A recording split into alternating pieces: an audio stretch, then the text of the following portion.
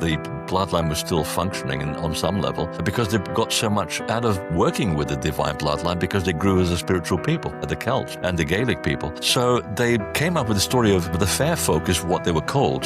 They were fair because they were fair-skinned and they were blonde and red-haired. So the fair folk was their original nickname.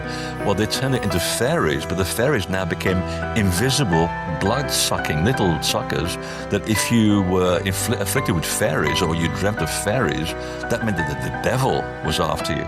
So you have to come to church and walk on your knees for 3 days, and then we'll baptize you. You're now part of the church, and you'll be protected from blood-sucking fairies forever. So again, you can read into that the whole propaganda of getting the people of the land away from something that they honored and really enjoyed working with, because it worked for them for thousands of years, in order to get people to go to church. It was really that crude a technique.